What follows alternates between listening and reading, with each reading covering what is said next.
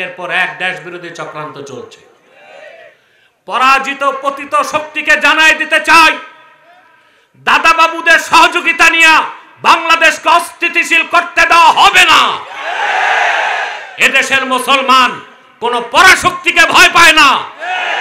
হিন্দুস্তানকে গোনার টাইম নেই বাংলাদেশের মুসলমানের। মমতা ব্যানার্জির বক্তব্যের 2 ঘন্টা পর আমার বক্তব্যে আমি বলেছি, বাড়াবাড়ি করলে 14 কোটি মুসলমান হাতে কিন্তু লাঠি তুলে নিবে। কালকে কি হইল আপনারা দেখছেন, কলকাতার সব ভাইরাল চ্যানেল আমার বিরুদ্ধে নিউজ করতেছে। আমি হচ্ছে ডক্টর ইউনূসের উপদেষ্টা। ওই আপনার কলকাতার সাংবাদিকগুলো মেয়াদ উত্তীর্ণ গাঁজা খাইয়া সংবাদ পরিবেশন করে। একটা আছে কি রিপাবলিক বাংলা, আহা, এই সাংবাদিক একটা পাক্কা হারামজাদা। রাজধানী ঠিক থাকবে, দেশ ঠিক থাকবে।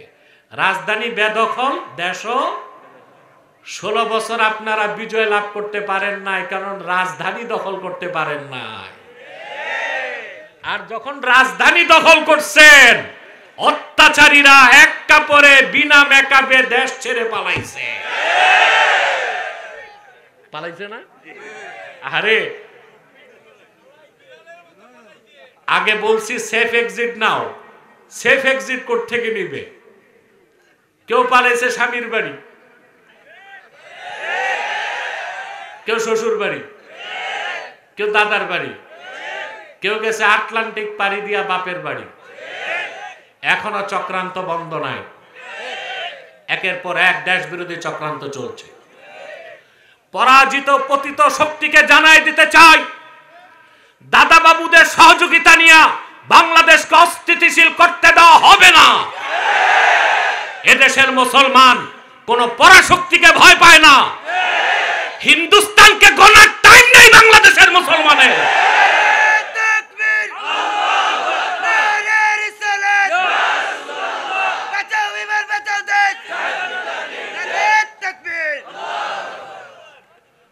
আমার ভাইয়েরা,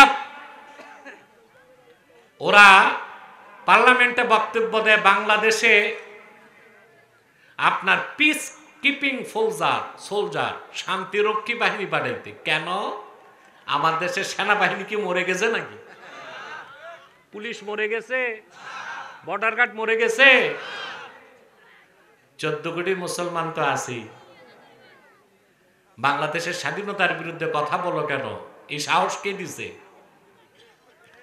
আমি তখন আমার বক্তব্যে বলেছিলাম, 2 ঘন্টা পর মমতা ব্যানার্জির বক্তব্যের 2 ঘন্টা পর আমার বক্তব্যে আমি বলেছি, বাড়াবাড়ি করলে 14 কোটি মুসলমান হাতে কিন্তু লাঠি তুলে নিবে।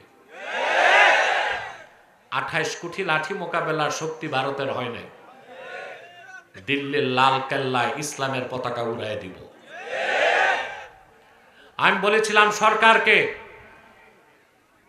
ভারতের রাষ্ট্রদূতকে ডেকে শোকজ করা হোক। আলহামদুলিল্লাহ, পরের দিন সকালেই রাষ্ট্রদূতকে ডেকে পররাষ্ট্র মন্ত্রণালয়ে আচ্ছা মতো ডাডাই দিছে।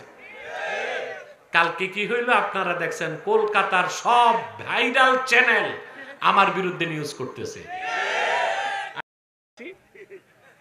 আমি হচ্ছে ডক্টর ইউনূসের উপদেষ্টা। ওই আপনার কলকাতার সাংবাদিকগুলো মেয়াদ উত্তীর্ণ গাঁজা খাইয়া সংবাদ পরিবেশন করে।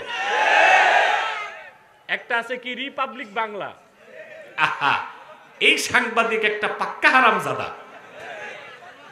এটা তো মনেই হয় না যে সাংবাদিক।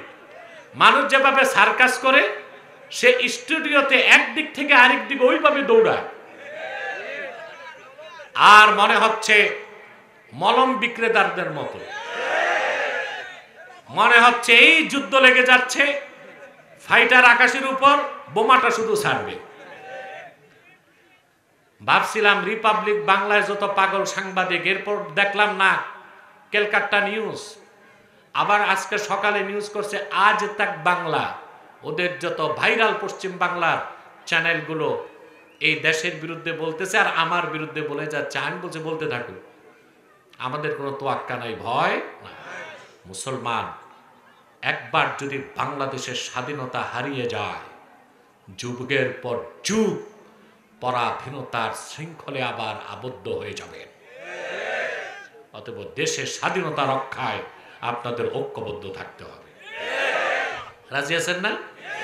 তো বলছিলাম, মানুষের দেহটা যদি হয় একটা রাষ্ট্রের মতো, তা হার্ট হচ্ছে ওই রাষ্ট্রের রাজধানীর মতো।